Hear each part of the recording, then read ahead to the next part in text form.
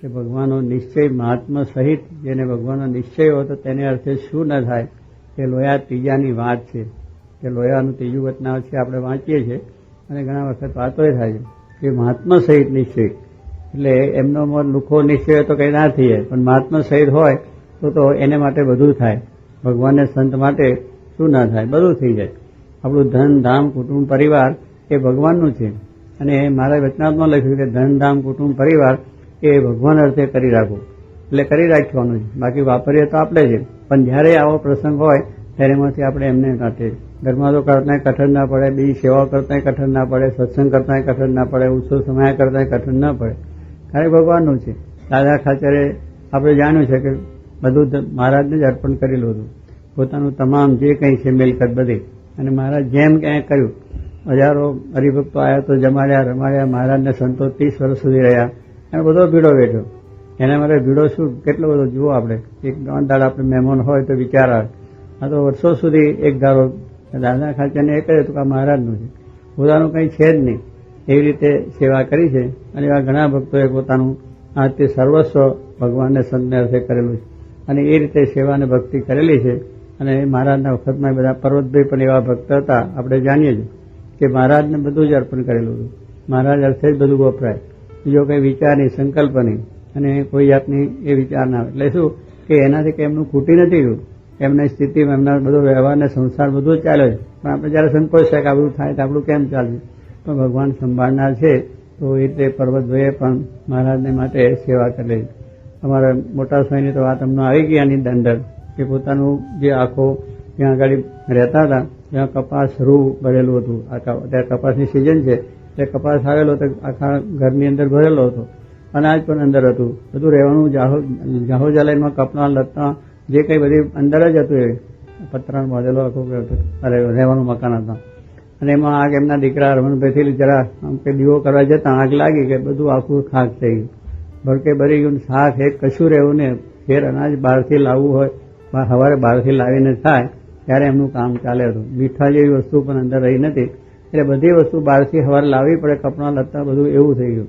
હવે તે વખતે શાસ્ત્રી મહારાજ ગયા અને આશાભાઈને કહે છે, આશાભાઈ આ બધું બહુ દુઃખ થયું, બહુ આ રીતે મુશ્કેલ થઈ, આ બધું બળી ગયું, આમ છે તેમ છે, એમ કરીને થોડો ખરખરો પણ ગયો.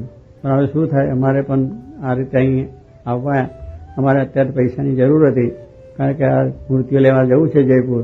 પણ હવે બધું હતું એટલે અમને એમ હતું કે ત્યાં આશાબેન જઈને કહીશું ને વાત કરશું ને સેવા થશે એટલે આવ્યા હતા. પણ હવે શું કરીએ, આ બધું બળી ગયું, ના છે થયું અને થયું છે, માટે ધીરજ રાખજો, તમારું પાપ બધું બળી ગયું. અરે ભાઈ પાપ બળી ગયું પણ અત્યારે હાથે પગે થઈ ગયા એનું શું થાય. પણ કહેવાનું શું છે કે સ્વામીએ વાત કરી કે બધું બળી ગયું એટલે ધીરજ રાખજો, બળ રાખજો અને એ પ્રમાણે છે. પણ હમણાં તો છે બીજે જઈને કરશું. પણ કે આશાભાઈ શું બોલે છે કે સ્વામી કંઈ નહીં, અમારું ઘર બાર બધું બળી ગયું છે, અમે નથી ભરી ગયા, અમારી જાત વેચીને પણ તમને રૂપિયા લાવીને આપીને તમારું કામ થાય. એટલે પછી એમને દઢુમાંથી વ્યાજે પૈસા લાવીને સ્વામીને એટલે કહેવાનું શું કે આવા પ્રસંગોએ પણ હરિભક્તોએ ભગવાનને સંતને માટે મહાત્મા સહિત નિશ્ચય ધંધામ કરતા મહારાજ માટે કર્યું હોય તો થઈ જાય. એમને ઘણું દેવું પણ થઈ ગયું હતું અને બધી રીતે એમને મુશ્કેલી હતી. કેટલાક તો લેણદારોએ દાવા પણ કરેલા હતા, પણ છતાં આવા પ્રસંગે એને હિંમત રાખીને કામ કર્યું અને બધું થઈ ગયું. ઘણા માણસો કે આશાભાઈ અને ઈશ્વરભાઈ એમના બે ભાઈ હતા ને બે ભાગીદાર હતા એવા, તો એમને કહ્યું કે આ શાસ્ત્રી મહારાજ તો સાધુ છે, બાવા છે, એટલે ભીખ માગીને એ તો પૂરું કરે. તમે ગ્રસ્ત માણસ છો અને આ પ્રમાણે તમારો સંસાર છે, આ તમે શું કરશો, તમે આ રીતે વિચાર કરો કે આવી રીતે પૈસા ન અપાય અને આવી રીતે સેવાઓ ન થાય. એટલે એ પ્રમાણે બહુ એમને સમજાય કે મારે તો એ જે શાસ્ત્રીને મૂકી દો તો તમે સુખી થવાના, ને કે આ તમને બાવા બનાવી દે છે. એટલે કે જે બનાવે અમારો વાંધો નથી, અમારે તો એ જે કે એમ જ કરવાનું છે, અમે એમને બધું સાંપેલું છે. એવી હિંમતથી વાત કરી લીધે. એવી વખતે કહેવાનું શું સંકલ્પના કે સત્સંગમાંથી પડી જવાય. જ્યારે આવા પ્રસંગ આવે ત્યારે ધીરે ધીરે બહુ કઠિન છે, પણ આવા પ્રસંગો આપણા મહારાજના વખતમાં પણ થયા છે અને આપણા શાસ્ત્રી માના વખતમાં જોગી માના વખતમાં થયા છે અને અત્યારે બધા કરે છે. એટલે કહેવાનું શું છે કે એનાથી કંઈ એ નથી, પણ મહારાજનો નિશ્ચય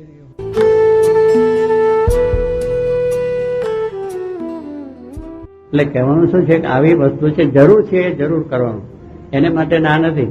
ખાવા માટે છે કે આપણે જે છે સારી રીતે પેટ ભરાય ને સારી રીતે પચે એવી રીતનું ખાવું, ઘરે મળતો હોય તો આગળ જવાની જરૂર નથી. પણ આવા શોખ ને વિચારો આપણને આવે છે એટલે દ્રવ્યનો બહુ જ ખોટો વ્યય થાય છે. હજારો લોકોના વ્યસનોની અંદર કેટલા પૈસા જાય, કરોડો પૈસા જાય છે કે જે આજે વ્યસનોથી જો આપણે બચી જઈએ તો આપણા હિન્દુસ્તાનને કોઈની અમેરિકાની જરૂર નથી. ભલે પ્રતિબંધ મૂકે એને ઘરમાં, એનો કઈ વાંધો નથી. હજી આપણે પોતે જો આપણે સમજીએ, આપણો જો બચાવ કરીએ તો આપણે કોઈની જરૂર, ભીખ માંગવાની જરૂર નથી. બધા દેશો આપણી પાસે લેવા એવી એટલી બધી આપણી સમૃદ્ધિ વધી જાય હોય, પણ આપણે મોજ શોખ ને ખોટા બીજા બધા ખર્ચા કરે અને અંદર ઝઘડામાં આપણો વિકાસ નથી થતો. એટલે આ બધી વસ્તુની અંદર સમજાતું નથી. તો સ્વામી કે જેને સત્સંગ થાય એ સુખી, સત્સંગ થાય બધી રીતે સુખી થઈ જાય. વ્યવહારમાં, સંસારમાં, ધંધામાં, રોજગારમાં, ભક્તિ કરવામાં, ઉત્સવ કરવામાં બધી રીતે સુખી થઈ જાય છે. તો એવો સત્સંગ સ્વામી કે આપણે કરવો, અને એ સત્સંગ કરવો તે જીવના કલ્યાણ માટે કરવો. એ પાછો કહ્યો છે. નકર ત્યાં જેને કંઈક મળી જાય ને સારું થઈ જાય ને બધું આમ થાય ને તેમ થાય ને વ્યવહારને બધું એ કશું નહીં. એ બધો જે સત્સંગ કરશે એનો વ્યવહાર સુધર્યો છે, એનું કલ્યાણ થવાનું છે, એનું કાર્ય ભગવાન કરવાના છે. સત્સંગ જીવનો કરવો એટલે મન પાછું પડે નહીં. નહીં તો સંકલ્પ કરીએ ને પૂરો ના થયો તો કરો સત્સંગ કર્યો પણ આપણું કામ તો થયું નહીં. આપણે તો એમને એમ જ રહ્યા. ભાઈ ભગવાનની ઈચ્છા છે, ભગવાન છે, આપણે ભગવાનના થયા છે એટલે ભગવાન સર્વ કરતા છે. જે કરશે સારા માટે કરશે, આપણે ભક્તિ કરવાની. એટલે કહ્યું કે જીવનો સત્સંગ હોય તો ક્યારે મન પાછું પડે નહીં. પ્રહલાદજીનો જીવનો સત્સંગ, દુઃખ તો બહુ આવ્યું પણ તો એ સત્સંગ મૂક્યો નહીં. દાદા ખાચરને જીવનો સત્સંગ, એના કુટુંબ આખાને જીવનો સત્સંગ. તો મહારાજનો કોઈ દિવસ સ્વભાવ આવ્યો નહીં, દુઃખ તો બહુ આવ્યા, સમાધિ આવ્યા, રાજકીય આવ્યા, બધા આવ્યા, મુશ્કેલીનો પાર ના રહ્યો. ઠેઠ સુધી જીવ્યા ત્યાં સુધી એનો ગરા ત્યાં રાજકોટ એજન્સી ખરી ને ગવર્મેન્ટની, ત્યાં બધા કેસ રજવાડામાં ચાલે, રજવાડાના કેસ ત્યાં જાય. એ મુદતે મહારાજ મોકલે, ગોળ ધોના દહીં ભાઈ બધું ખવડાવીને સુકન કરાવીને પાછા. ભગવાને સુકન કરાવતા દરબાર, એટલે એમ સુકન કરાવીને હાથ મૂકીને મોકલે અને પાછા ઓટો ખરીને આવે પાછા. કે રાજકોટ પાછા મુદત પડી. એ મુદત પડી દાદા ખાચર ધામમાં ગયા, ત્યાંથી મુદત પડી. અને 14માનો એનો કાર્ય હતો, એને દિવસે બધો પાછો કરાર, પૈસા ટકા બધું મળ્યું. જો તો દાદા ખાચરને એમ ના થયું મહારાજ મને કઈ આ ધક્કા ખવડાયા, આટલી બધી ભક્તિ કરી, આટલું બધું કર્યું તો મહારાજ મારા હું તો કઈ જોયું નહીં. દાદા ખાચર કઈ નહીં, મહારાજની ઈચ્છા, મહારાજ જે કર્યું એ સારું છે કે મને ગરાજ ભગવાને ન મારા હયાતમાં ન મળ્યો એ મારા સારા માટે છે, કે એમાં કદાચ મારું બંધન થાય, એમાં મને બંધન થઈ જાય તો ભગવાન ભૂલી જાત બધા. પણ ભગવાન જે કરે સારા માટે છે એવી દ્રઢતા સાથેનો સત્સંગ જો આપણે હોય તો સત્સંગમાં કોઈ દિવસ મોરપ ના આવે, મોરો વિચાર પણ ન થાય, મોરો સંકલ્પ ના થાય. દ્રઢતા અને સર્વોપરી ઓહો શું સત્સંગ, શું આનંદ, શું ભક્તિ એમને થયા કરે, ઉત્સાહ ઉમંગ થયા કરે. સેવા ઉભા તો ઉત્સવ અમનો આવ્યો, પછી આ બીજો ઉત્સવ આવ્યો, આ તો ઉત્સવ પર ઉત્સવ ચાલ્યા કરે. અને આ ક્યાં હતી આપણે પહોંચવું. હવે દીકરાનું લગ્ન આવ્યું, દીકરીનું લગ્ન આવ્યું, મામાની દીકરીનું લગ્ન આવ્યું, બધું ત્યારે જવું પડે કે ના જવું પડે. એમ થાય છે કે આ મામાની દીકરીનું લગ્ન અમને ક્યાંથી આવ્યું, અને એક છોકરો પહેરાય બીજો છોકરો ક્યાંથી પહેરાવે, બધું એમાં ચાલે જ છે.